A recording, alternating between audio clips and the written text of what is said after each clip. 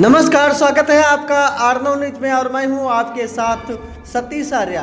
इस वक्त की बड़ी खबर उत्तर प्रदेश के जिला सीतापुर से, जहां पर आज़ाद समाज पार्टी के राष्ट्रीय अध्यक्ष और नगीना सीट से सांसद चंद्रशेखर आज़ाद सीतापुर पहुंचे और वहां पर जिला कारागार में निरुद्ध सपा के नेता और पूर्व कैबिनेट मंत्री आजम खान से मिलने के लिए जिला कारागार पहुंचे।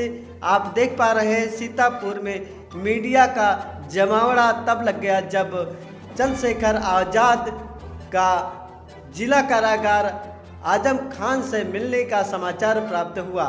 आपको बता दें, इस दौरान उनके कार्यकर्ता और समर्थक भी जिला कारागार के गेट पर जमा हो गए, वहां पर अपने नेता को देखने के लिए, उन्हें बधाई देने के लिए, क्योंकि सीतापुर ये पहली बार पहुंचे जब सांसद बने। उसके बाद ये पहला मौका है जब आज़ाद समाज पार्टी के राष्ट्रीय अध्यक्ष और नगीना सीट से सांसद चंद्रशेखर आज पहुंचे और वहां पर कार्यकर्ताओं सहित मीडिया के भारी भरकम भीड़ आप देख पा रहे हैं। सभी लोग अंदर जेल में आजम खान से क्या बातें हुई यह सब जानने का कोशिश करने लगे।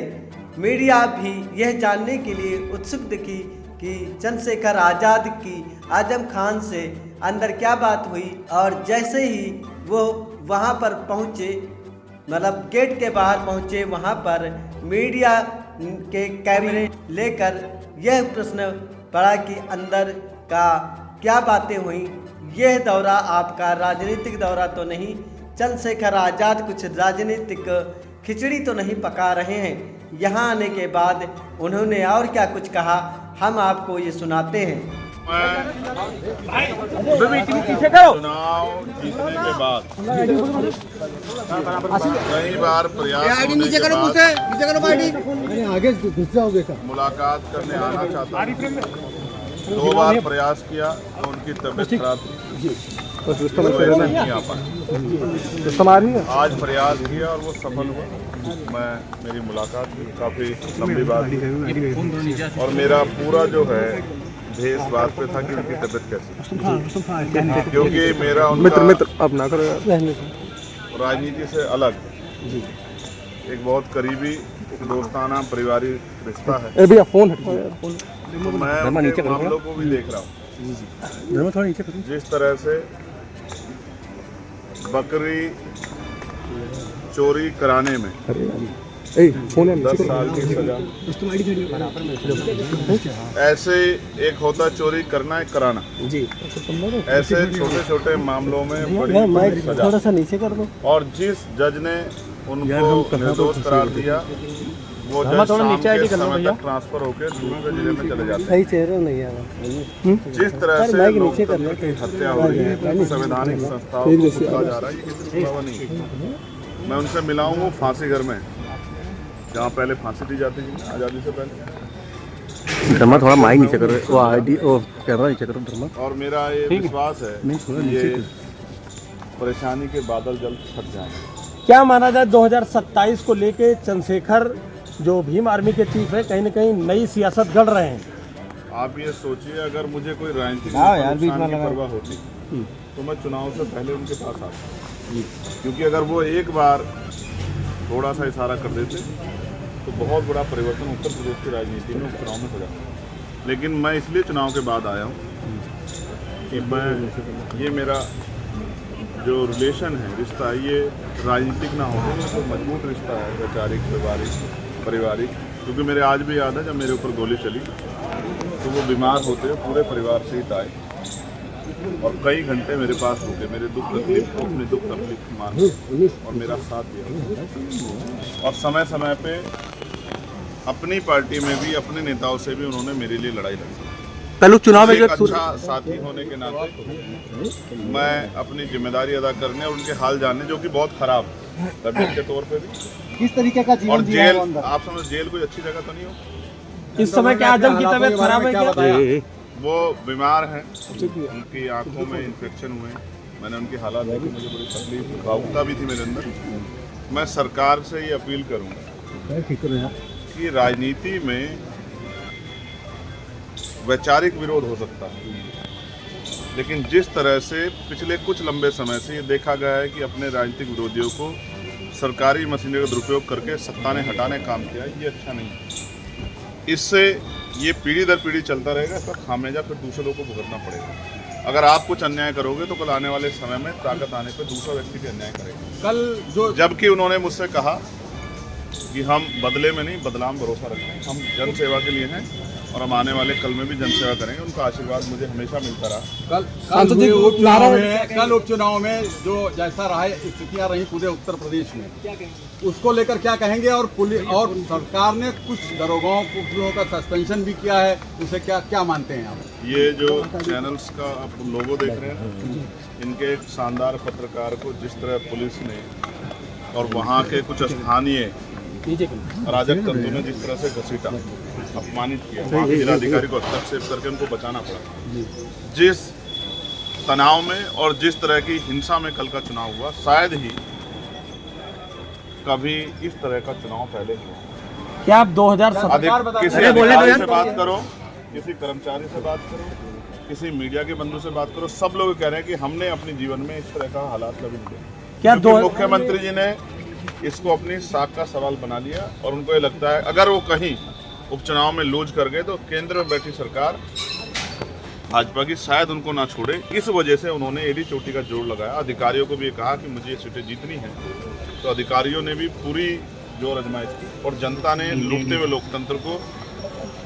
लोकतंत्र की लुटती अस्मिता को तो कहते हैं मैंने कार्रवाई भी करी, पुलिस वालों को सस्पेंड किया। अच्छा, वो पुलिस वाले किसका काम कर रहे थे आप मुझे बताओ? अगर कोई गलत नहीं हो रहा तो सस्पेंड क्यों किए?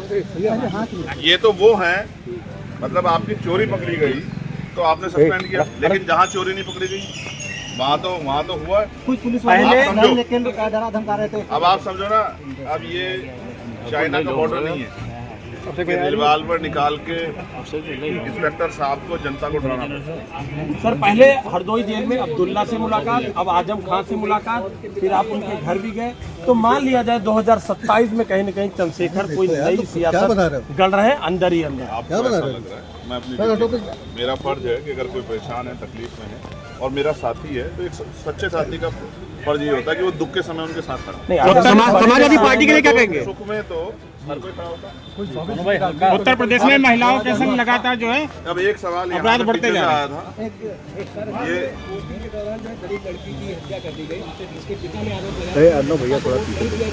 झूठ बोलना अपराध होता है। वोटिंग के दौरान हत्या नहीं हुई। पहले तो आप अपने सवाल को, मेरी पूरी जानकारी में है, जबकि उत्तर प्रदेश पुलिस मेरे अधीन नहीं है, मेरे नेतृत्व में काम नहीं करती। पुलिस का बयान है कि हत्या वोट के मामले में नहीं हुई है। तो मीडिया को गलत सवाल करने से और गलत बात को बढ़ावा देने से बचना चाहिए। हत्या हुई है, जिसने की है उसको इतनी सख्त सजा मिले कि उसको कहीं पीढ़ियाँ याद रखें। इस बात को कोई, वो किसी पार्टी जुड़ा हो, चाहे समाजवादी पार्टी जुड़ा हो, चाहे किसी और पार्टी जुड़ा हो, सख्त कार्रवाई हो।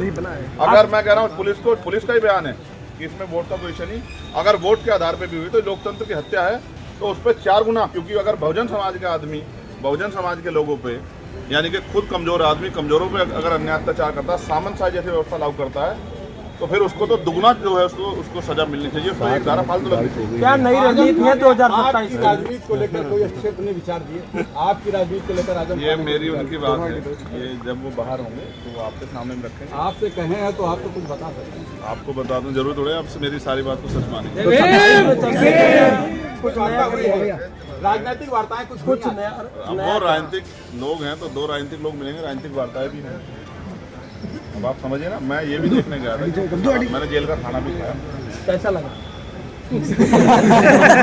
आजकल की सरकार पत्रकारों को सच्ची पत्रकारिता करने पे जेल का खाना जल्दी खिला देगी। अगर किसी का मन हो जेल का खाना खाने का तो सच्ची पत्रकारिता कर ले तो शायद जल्दी मिल जाए। आज खाना क्या? मुझे तो आदत है, मैंने 16 महीने जेल काटी अपने लोगों के लिए। मैंने तिहाड़ भी 2 बार काटी है। मुझे इस खाने पर, मैं जहाँ से आया हूँ ज़मीन से, मैं अपनी हैसियत को जानता हूँ। मैं इसी खाने को खाता हूँ। आज भी मेरे करोड़ों लोग जो हैं वो इसी खाने खा के अपना जीवन पाल रहे हैं। मेरे लिए कोई नया नहीं। मैं एक चीज़ आज आपको यहाँ से कहना चाहता हूँ, बहुत सुंदर जगह है रामपुर वाले सीतापुर में, और यहाँ हमारे यहाँ एक लंबी लड़ाई जो है राम जी को लेकर भी चल रही है, अभी वो अंजाम पर पहुंच रही है। तो अब मैं ये कहना चाहता, एक नारा दिया मुख्यमंत्री जी, अब चुनाव के बाद मुझे समय लगा कि उसका विश्लेषण हो जाए। अरे क्यों यार समाज भैया का अपना रहे हो यार, आईडी रखी है। तो मैं आज आपके यहाँ से कहना चाहता हूँ सीतापुर में, ये नारा उन्होंने बहुत अच्छा दिया, मैं उनको बधाई देता हूँ।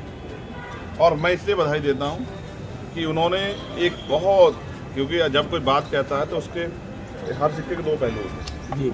मैं ये मानता हूँ कि यहाँ से हमारे लोग सीख लेनी चाहिए कि 6,700 जातियों में बटे दलित, पिछड़े वर्ग के लोग, आदिवासी लोग, अल्पसंख्यक लोग अगर बटेंगे तो समय समय पर सारे कटेंगे, इनके अधिकार भी छिन जाएंगे। जैसे आज गोरखपुर से शुरुआत हो रही है, विज्ञापन निकला है कि पटवारी, कानूगो, तहसीलदार, ये सारी भर्तियां जो है आउटसोर्सिंग पर। आप समझो ना किस तरह युवाओं के भविष्य का कत्ल किया जा रहा है, किस तरह संवैधानिक संस्थाओं के साथ खेल खिलवाड़ किया जा रहा है। और जब ये आउटसोर्सिंग पे होंगी तो वो क्या न्यायप्रिय काम कर पाएगा?